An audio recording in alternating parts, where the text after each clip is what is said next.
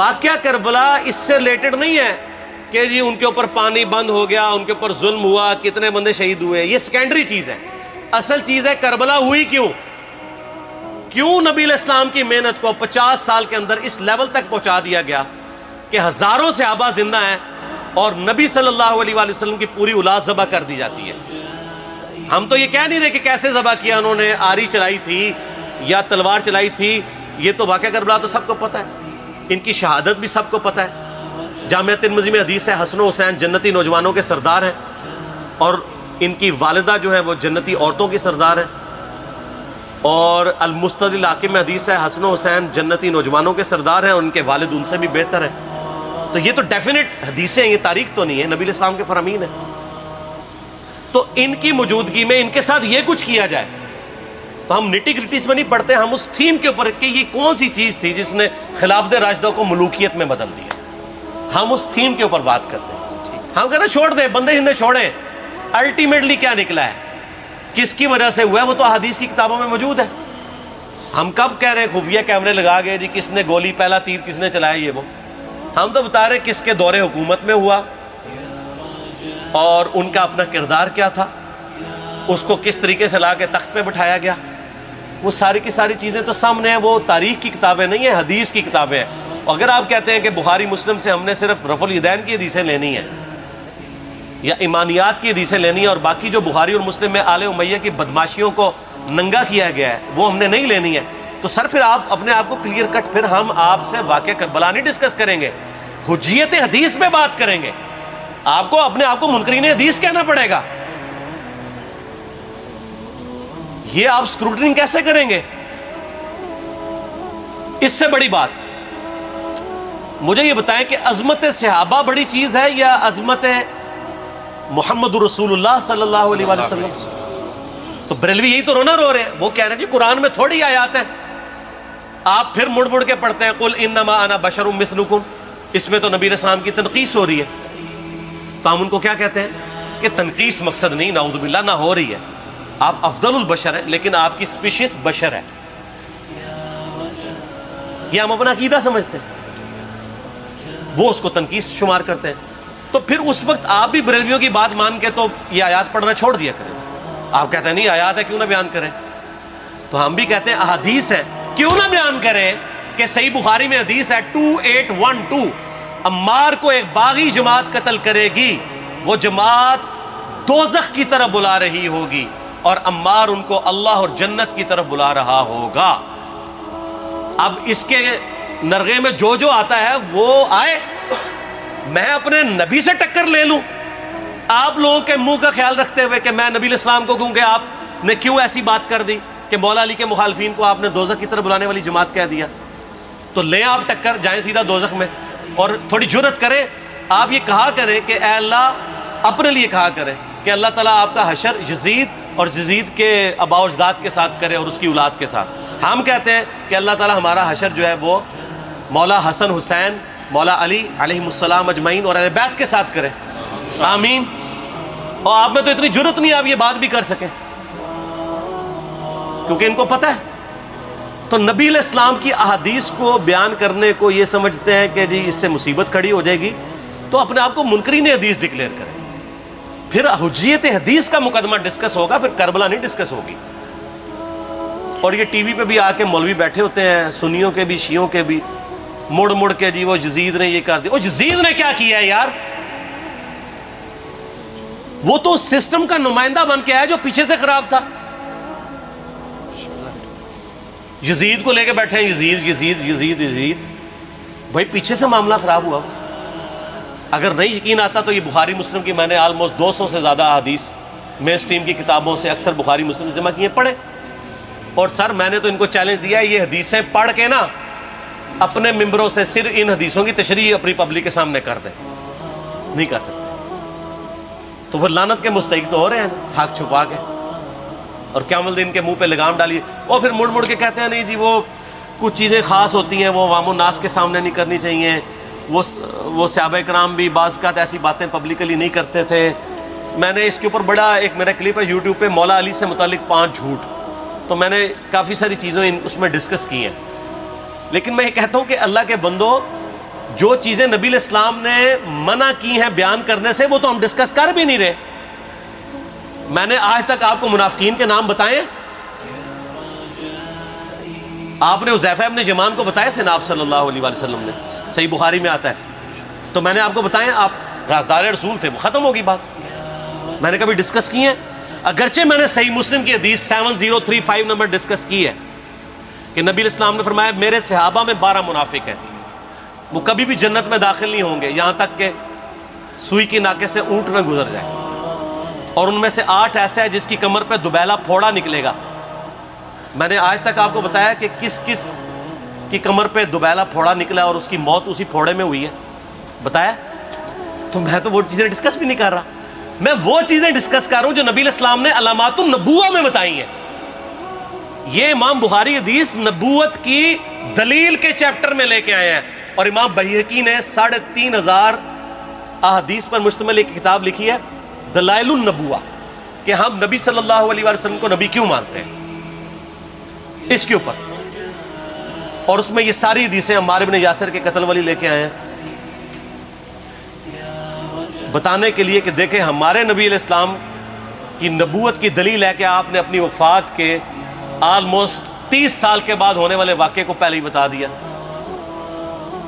یہ حدیثیں چھپانے والی نہیں, بیان کرنے والی ہیں, علامات النبوہ کی حدیثیں. آپ کہتے ہیں چھپائیں. اگر کوئی حدیث دنیا میں نہیں چھپائی جا سکتی نا تو وہ علامات النبوہ والی حدیث ہے, کیونکہ وہ تو نبی صلی اللہ علیہ وسلم کی نبوت کو جسٹیفائی کرتی ہے.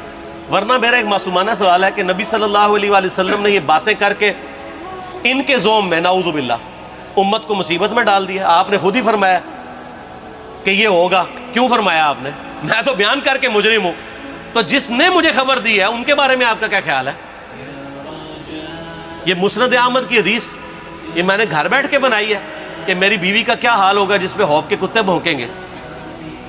تو سیدہ عائشہ سے مجھ سے زیادہ نبی علیہ السلام کو محبت تھی, لیکن آپ اللہ کے پیغمبر تھے, آپ نے اپنے گھر کی خبر بھی نہیں چھپائی, بتا دی کہ یہ ہوگا.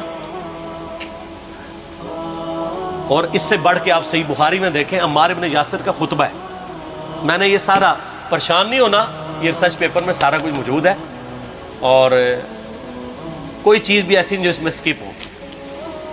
صحیح بخاری میں خطبہ ہے کہ عمار ابن یاسر کو مولا علی نے بھیجا کوفے میں. کوفے والے نیوٹرل ہو گئے تھے کیونکہ بصرہ سے سیدہ عائشہ آ رہی تھیں, اور وہاں پہ انہوں نے کہا نہ ہم سیدہ عائشہ کا ساتھ دیں گے نہ مولا علی کا دیں گے. تو عمار ابن یاسر کو تیار کرنے کے لیے, یعنی وہاں کے جو عوام تھی اس قتال کے لیے, مولا علی نے بھیجا. تو سیدنا عمار ابن یاسر نے وہاں پہ کوفے کے ممبر پہ خطبہ دیا. بخاری کے الفاظ ہیں, اوپر والی سیڑھی پہ عمار ابن یاسر نے حسن ابن علی کو بٹھایا, حالانکہ حسن ابن علی سے 4 گنا بڑی عمر تھی عمار ابن یاسر کی, 90 پلس ہو چکے ہوئے تھے, 3-4 گنا ان کی عمر تھی, لیکن اہل بیت کا احترام کیا. خود نچلی سیڑھی پہ بیٹھے. بخاری کے الفاظ ہیں کہ اے لوگو اللہ نے تمہیں آزمایا ہے, ایک طرف دنیا اور آخرت میں تمہارے نبی کی بیوی ہے سیدہ عائشہ, دنیا اور آخرت میں, یعنی عزت اپنی جگہ قائم. یہاں لوگ سمجھتے ہیں کسی کی غلطی آ گئی تو پتہ نہیں کیا ہو گیا. وہ یار اس کا مرتبہ اپنی جگہ ہے, غلطی اپنی جگہ ہے, پیغمبر نہیں ہے وہ. اور دوسری طرف علی ابن ابی طالب ہے. اللہ اب دیکھے گا تم عائشہ کی اطاعت کرتے ہو یا اللہ کی. علی کی نہیں, اللہ کی. کیوں؟ یا ایھا الذین آمنوا اطیعوا اللہ واطیعوا الرسول واولی الامر منکم. ان کا اولو الامر مولا علی ہیں, ان کی اطاعت واجب ہے. یہ اللہ نے آزمایا ہے کہ اللہ کی اطاعت کرتے ہو یا عائشہ کی. اور آپ حیران ہوں گے, یہ حدیث امام بخاری حضرت عائشہ کی فضیلت والے چیپٹر میں لے کے آئے ہیں. اگر امام بخاری مشورہ کر لیتے نا ناسبیوں سے تو انہوں نے کہا تھا سر آخری صحیح رکھو, پچھلے والا رہن دو, بلکہ پچھلے والا رکھو آخری والا رہن دو, کہ عائشہ دنیا اور آخرت میں. وہ حدیث گھڑنے کا میں آپ کو طریقہ بتاتا ہوں, کاٹ چھانٹ کرنے کا. وہ آدھی حدیثیں لکھتے ہیں نا, آدھی حدیث ایسے لکھتے ہیں امام بخاری کہ سیدہ عمار ابن یاسر نے خطبے کے دوران فرمایا کہ سیدہ عائشہ دنیا اور آخرت میں تمہارے نبی کی بیوی ہے, بس. لیکن امام بخاری نے پوری حدیث لی ہے, آگے وہ بھی ڈالا ہے کہ اللہ آزما رہا ہے کہ عائشہ کی اطاعت کرتے ہو یا اللہ کی، جیسے آپ کے علماء کر رہے ہیں. صحیح مسلم کی حدیث 6488 آدھی بیان کرتے ہیں سارے مولوی، بریلوی، دیوبندی، اہل حدیث سب. میرے صحابہ کو برا مت کہو، اگر تم میں سے کسی نے احد پہاڑ کے برابر بھی سونا خیرات کر دیا اور میرے صحابہ نے ایک مد یعنی 600 گرام خیرات کی، آدھا کلو، اس کے آدھے کو بھی نہیں پہنچ سکتا بس. حالانکہ یہ مسلم کی حدیث سٹارٹ اس سے ہوتی ہے کہ عبد الرحمن بن عوف کو خالد بن ولید نے گالیاں دی جھگڑے کے دوران، حالانکہ دونوں مسلمان تھے، دونوں صحابی تھے. آپ نے حضرت خالد بن ولید کو بلا کے ڈانٹا، فرمایا تم میرے صحابہ کو برا مت کہو. تو خالد بن ولید نے تو آگے سے نہیں کہا حضور میں بھی صحابی ہوں. ان کو پتا تھا کہ عبد الرحمن بن عوف نے اس وقت اسلام قبول کیا جب اسلام کا مطلب تھا مار، تکلیف اٹھانا، اور خالد بن ولید نے گولڈن پیریڈ میں صلح حدیبیہ کے بعد اسلام قبول کیا. میں اب تم لوگ یہ کر رہے ہو، تم لوگ اگر احد پہاڑ کے برابر بھی سونا خیرات کر دو، یعنی صلح حدیبیہ کے بعد والے لوگ میرے ان کے برابر نہیں ہو سکتے. اور جو فتح مکہ پہ معافی مانگ کے مسلمان ہوئے ہیں طلقاء، مؤلفۃ القلوب، آل امیہ، ان کا تو لیول ہی کچھ نہیں ہے. یہاں تو خالد بن ولید کے بارے میں یہ بات کی جا رہی ہے. اور پھر وہ مؤلفۃ القلوب اپنے زمانے میں ممبروں پہ سب و شتم کروائیں سیدنا علی پر، تو سب سے پہلے تو ان کو کہنا چاہیے جن کے بارے میں حدیث تھی کہ تم صحابہ کو گالی مت دینا. ہم نے تو خیر کبھی دی بھی نہیں ہے. اور میں یہ آخری جملہ ان کو ایسا بولتا ہوں کہ جو ان کے دماغ تک ڈرل کر جائے گا کہ آل امیہ نے جو کچھ اپنے دور کے اندر سیدنا علی کی گستاخیاں کی ہیں نا، ہم نے تو ویسی کوئی ایک گستاخی بھی آل امیہ کے بارے میں نہیں کی ہے. میں نے آج تک آل امیہ کے اوپر بائی نیم کسی کے اوپر لعنت کی ہے؟ حالانکہ یہ مولا علی پہ کرتے رہے. یہ ہے لعنتی خود ہو گئے نا، جب مولا علی پہ لعنت کی تو لوٹ آئی. مسند ابی اعلیٰ میں صحیح سند کے ساتھ حدیث موجود ہے، مسند احمد میں بھی موجود ہے کہ سیدنا علی کو جس نے گالی دی اس نے رسول اللہ کو گالی دی صلی اللہ علیہ وسلم. جب ام سلمہ نے کہا تھا، شیخ زبیر صاحب نے اس کو تحکیم میں صحیح لکھا ہوا ہے فوٹ نوٹ کے اوپر، کہ لوگوں تمہارے ممبروں پر رسول اللہ کو گالیاں دی جاتی ہیں، تو انہوں نے کہا معاذ اللہ، ہم کب کہیں گے، ایسا نہیں ہو سکتا. تو ام سلمہ نے کہا تم لوگ علی اور اس سے محبت کرنے والوں پہ گالی گلوچ نہیں کرتے ہو کیا؟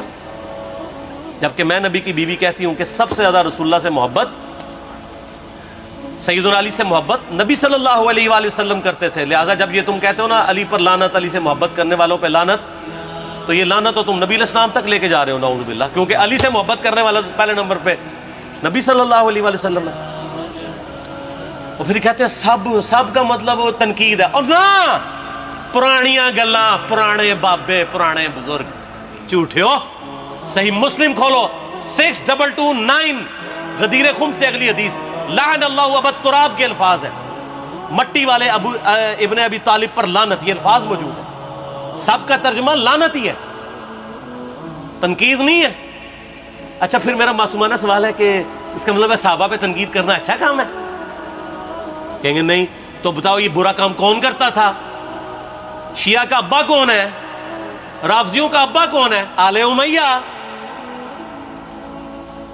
تو لہذا شیعہ نو میں کہنا کہ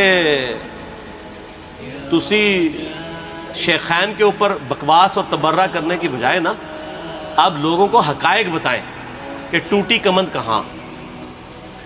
یہ سب مجرمین آل امیہ ہے. اور یہ آل امیہ اور بنو ہاشم کی لڑائیاں نبی علیہ السلام کی بعثت سے پہلے چل رہی تھی، صدیوں سے چل رہی تھی. وہ تو پھر اللہ نے بنو ہاشم کو نبوت کے لیے چنا تو ان کو یہ پھر جیلسی ہضم نہیں ہوئی، وہ چیز آگے چلتی تھی. خیر چھوڑ دیں، ایک تلخ ٹاپک ہے. صلاۃ بر محمد و آل محمد، اللہم صلی علی محمد و علی آل محمد. ٹھیک ہو؟